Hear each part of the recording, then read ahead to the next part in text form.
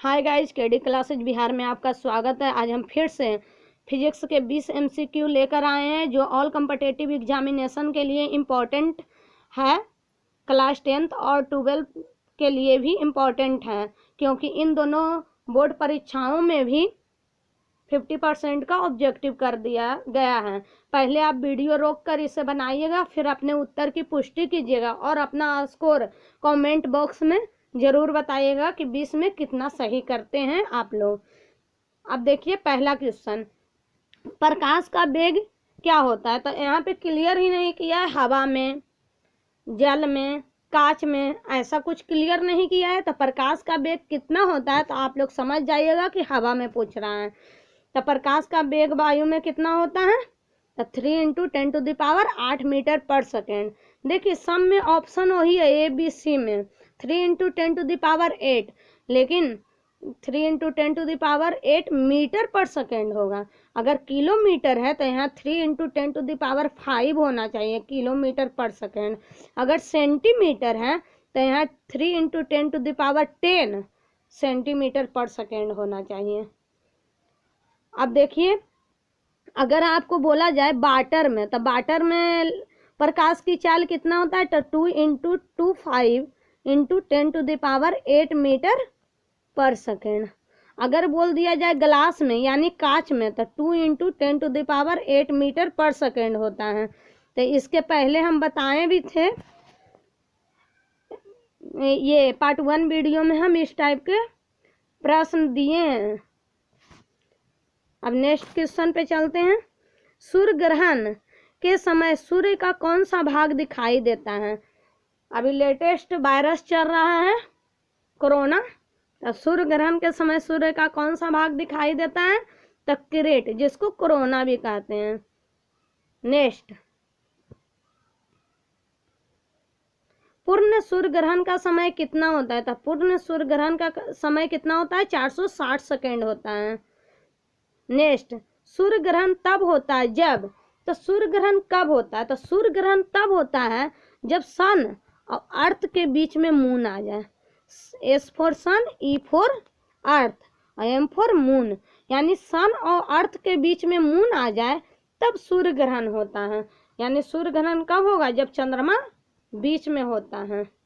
Next, सूर्य ग्रहण घटित होता है तो सूर्य ग्रहण किस दिन को घटित होता है अमावस्या नहीं, पूर्णिमा, अर्धचंद्र तो पूर्णिमा होगा। ये तीनों गलत हैं। यानी सूर्य ग्रहण घटित होता है कब, पूर्णिमा के दिन होता है। नेक्स्ट,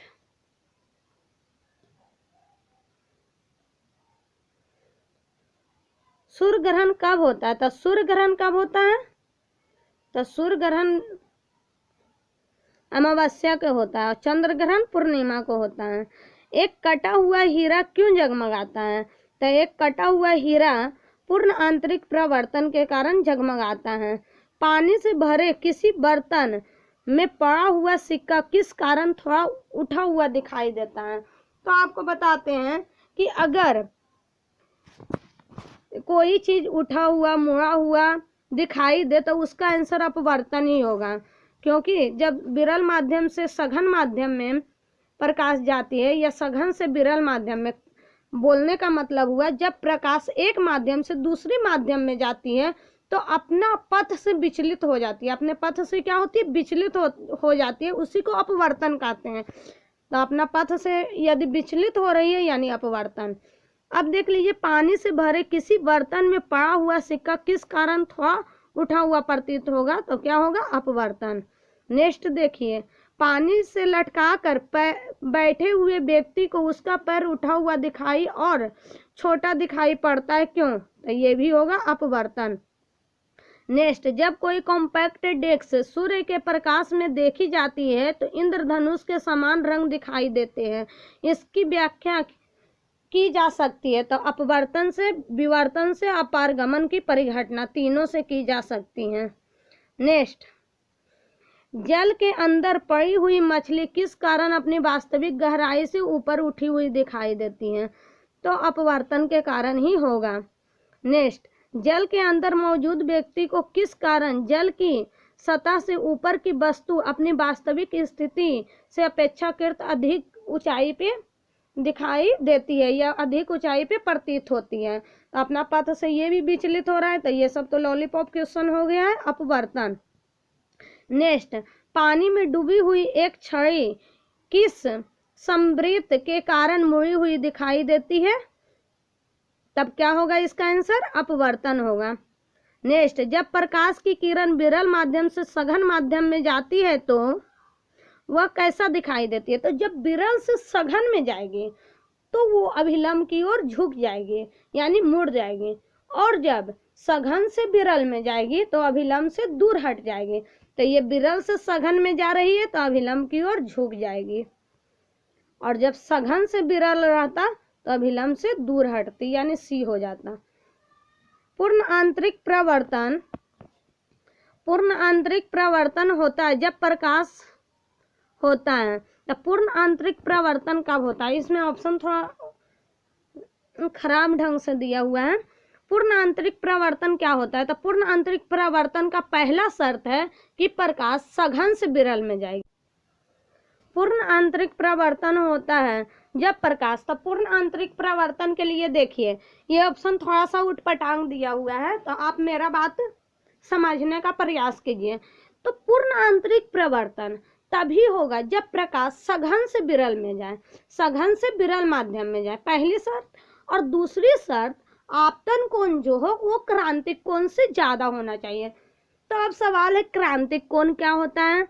जिसके लिए वैसा अपवर्तन कोण जिसके लिए आपतन कोण 90 डिग्री हो जाए, वैसा अपवर्तन कोण जिसके लिए आपतन कोण कितना डिग्री हो जाए? 90 डिग्री, उसको क्रांतिक कोण कहेंगे। और जब आपतन कोण क्रांतिक कोण से बड़ा होगा तो क्या होगा? पूर्ण आंतरिक प्रवर्तन। पूर्ण आंतरिक प्रवर्तन क्या होता है कि जब मान लीजिए कि ये है, तो एक ये सघन है,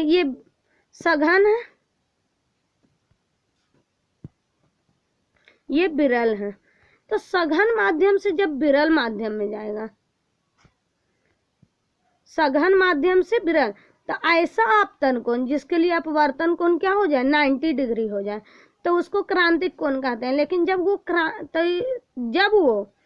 क्या हो जाए? क्रांतिक कोण से अधिक हो जाएगा तो क्या होगा? वो उधर नहीं जाकर उसी माध्यम में लौट जाएगा, वो सघन से विरल में नहीं जाकर सघन माध्यम में ही लौट जाएगा। तो ऐसा स्थिति को क्या कहते हैं? पूर्ण आंतरिक प्रवर्तन कहते हैं। अब नेक्स्ट क्वेश्चन देखते हैं। इंद्रधनुष किस कारण से बनता है? तो इंद्रधनुष किस कारण से बनता है? तो इंद्रधनुष में अपवर्तन भी होता है, प्रवर्तन भी होता है और पूर्ण आंतरिक प्रवर्तन भी होता है। तो अपवर्तन और प्रवर्तन दिया हुआ है, पूर्ण आंतरिक प्रवर्तन नहीं दिया हुआ है। तीनों परिघटना होती हैं, अपवर्तन, प्रवर्तन और पूर्ण आंतरिक प्रवर्तन। अब इधर मृग मरीचिका का बनना किस परिघटना पे आधारित है? तो किस परिघटना पे आधारित है? तो पूर्ण आंतरिक प्रवर्तन पे। नेक्स्ट, पेट या शरीर के किसी आंतरिक अंगों के अन्वेषण के लिए प्रयुक्त एंडोस्कोपी आधारित है। पेट और शरीर के जांच के लिए एंडोस्कोपी किया जाता है, वो किस पे आधारित है? तो पूर्ण आंतरिक प्रवर्तन पे आधारित है, पूर्ण आंतरिक प्रवर्तन के परिघटना पे। तरल से भरे हुए बीकर का तल किस कारण से कुछ ऊपर दिखाई देता है? तो हम बोले थे कि किसी चीज का अपने वास्तविक स्थिति से विचलित दिखाई देना अपवर्तन पे निर्भर करता है। तो तरल से भरे हुए बीकर का तल किस कारण से ऊपर उठा हुआ दिखाई देता है? तो इसका आंसर अपवर्तन होगा। नेक्स्ट, सूर्य से प्रकाश का आंतरिक प्रवर्तन हो सकता है। सूर्य से प्रकाश का आंतरिक प्रवर्तन हो सकता है किसके कारण? तब पूर्ण आंतरिक प्रवर्तन के लिए हम क्या बताए थे कि सघन से विरल में जाएगा। सघन से किधर जाएगा?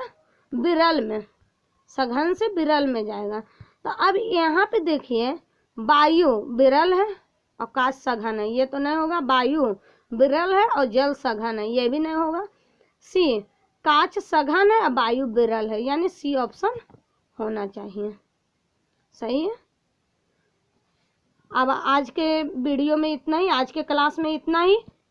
हमारा वीडियो अगर आपको पसंद आ रहा है तो प्लीज़ सब्सक्राइब, लाइक और शेयर करना ना भूलें, और कमेंट करके ज़रूर बताएं कि आपको ये वीडियो कैसा लगा, और अपना स्कोर तो ज़रूर बताएं, हम सारा कमेंट देखते हैं। डेट्स ऑल, आज के क्लास में इतना ही, फिर मिलेंगे नेक्स्ट वीडियो के साथ।